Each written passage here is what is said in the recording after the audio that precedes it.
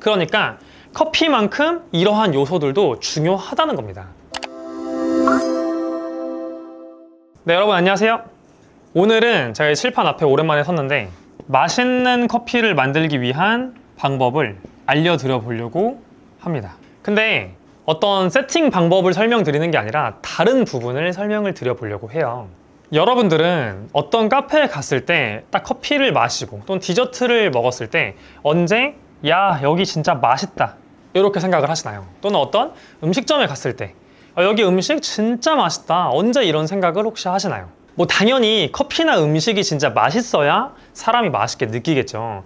하지만 그 진짜 음식의 맛뿐만 아니라 다른 부분들이 사람이 느끼는 그 맛있다라고 하는 그 부분에 영향을 준다고 생각을 합니다. 오늘 그 부분에 대해서 설명을 드려볼게요. 자, 저희가 감각 오류라고 하는 게 있습니다. 센서리 수업에서도 설명을 드리는 부분이에요. 그 감각 오류에 있어서도 오늘은 자극 오류에 대해서 설명을 드려보려고 합니다.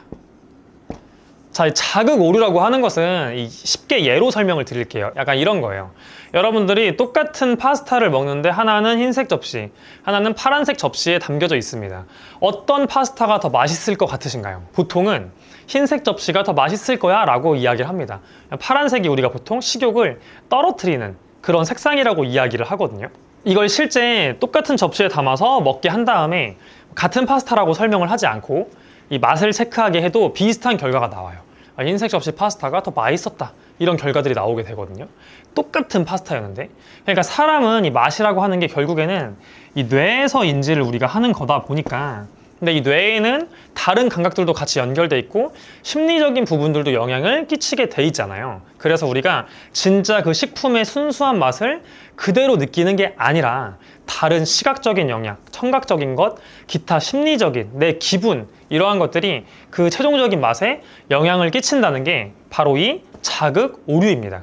그러면 카페에서는 이 자극 오류를 사용해서 커피를 보다 맛있게 제공을 할 수도 있고, 또는 반대로 내가 이 자극 오류를 잘못 활용을 하게 되면 오히려 커피를 맛없게 느끼게 할 수도 있는 거거든요. 저는 그 중에 하나가 사장님과 직원의 태도 역시도 자극 오류에 해당한다고 생각을 해요. 여러분들도 이런 경험이 있으신 적 있을 거예요. 저 같은 경우에도 이런 경험이 많은데, 어떤 맛집이라고 해가지고 갔는데 이 맛을 엄청 기대하고 간 거죠. 맛있다고 하니까 줄도 많이 오래 섰고, 그래서 맛집이라고 해서 갔는데 생각보다 너무 바쁘다 보니까 이해는 되지만 직원분들이 막 퉁명스러운 말투를 쓴다거나 음식을 서빙을 하시는데 약간 던지듯이 너무 바쁘다 보니까 그런 식으로 하는 맛집들을 가본 적이 있거든요. 그러면 딱 먹었을 때 음식이 뭐 진짜 맛있는지 없는지는 그 상황에서 객관적인 판단을 할 수가 없죠. 우리가 또 이 맛이라는 건 또 선호도가 들어가다 보니까, 맛이라고 하는 거는 기호도 있다 보니까 우리가 객관적인 판단이 조금 어려운데, 결국에는 내가 느끼는 그 느낌이 중요한 거잖아요, 각자가. 근데 먹었을 때 그렇게 기분이 조금 안 좋아진 상태에서 먹다 보니까 맛 그렇게 뭐 맛있진 않은데, 또는 뭐 생각보다 별로다 이런 식의 느낌을 받은 적이 있습니다. 물론 그냥 제 느낌일 수 있어요. 하지만 중요한 거는 맛있게 드신 분들도 그 자리에 있었겠지만 저와 같은 느낌을 받은 사람들도 발생할 수가 있다는 거죠. 왜? 바로 이 태도로 인해서 손님의 기분이 상했기 때문에 결국에는 이 부분이 어느 정도 또는 엄청 큰 작용을 한다고 생각을 해요. 그런데 반대로 어떤 카페든 음식점이든 갔는데 너무 친절하세요. 그러니까 부담스럽지 않게 친절하게 대해주시고, 그 다음에 뭐 여러 가지 서비스나 태도 면에서 손님이 긍정적인 인상을 받아서 기분이 좋아지게 된다면은 당연히 어느 정도 품질이 기본은 돼야죠. 뭐 너무 맛없는데 친절하게만 한다고 맛있게 느껴지는 것은 아니니까. 근데 맛이 기본이 된 상태에서 그런 태도적인 면으로 손님의 기분을 업 시켜준다면 그거를 드실 때 또는 먹을 때 더 맛있다, 그러니까 긍정적이다 라는 인상을 심어줄 수가 있게 됩니다. 단 커피 맛, 음식 맛, 그 식품의 맛이 기본 품질이라는 전제 하에서입니다. 여러분, 백종원님의 책 장사 이야기에도 이런 부분이 나옵니다.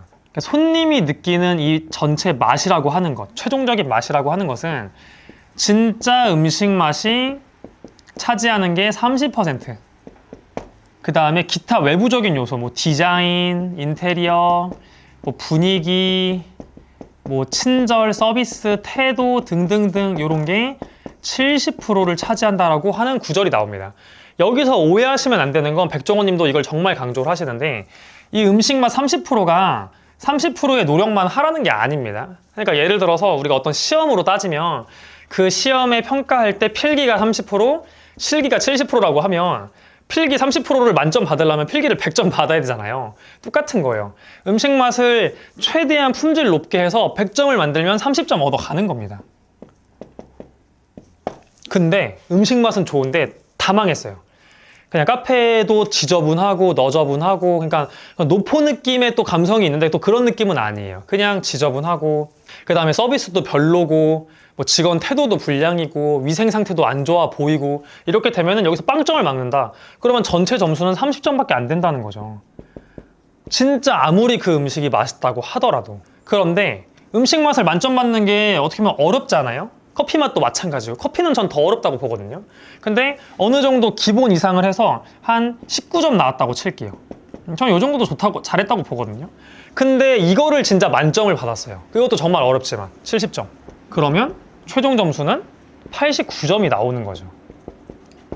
이런 단순한 숫자 비교로 했을 때. 그러니까 뭐 이건 사실 단순한 숫자 비교다 보니까 안 맞는 부분도 있지만 백종원 님도 그만큼 이거 영향이 엄청나게 크다. 아까 제가 설명한 자극 오류가 정말 사람한테 큰 영향을 준다. 이거를 강조를 하신 겁니다. 결국에는 우리는 어떤 심리적인 영향을 많이 받는다는 거죠.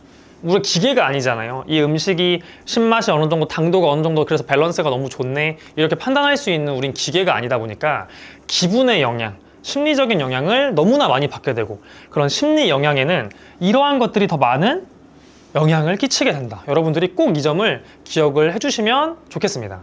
그래서 정리하자면 우리가 카페에서 손님들한테 항상 100점의 맛을 받을 수는 없지만 이 100점의 맛을 받기 위해 노력을 해야겠죠. 그래서 당연히 커피 맛도 엄청나게 신경을 써서 30점을 채우려고 노력을 하는 동시에 디자인, 분위기, 서비스, 그런 외적인 요소들도 신경을 정말 많이 써야 됩니다.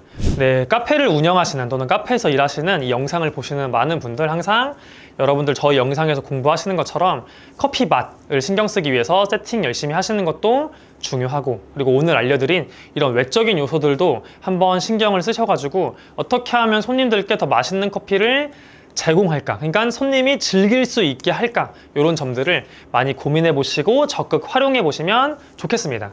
그래서 오늘 영상이 도움이 되셨다면 구독과 좋아요 부탁드리고 다음번에는 또 다른 좋은 영상으로 찾아오도록 하겠습니다. 시청해 주셔서 감사합니다.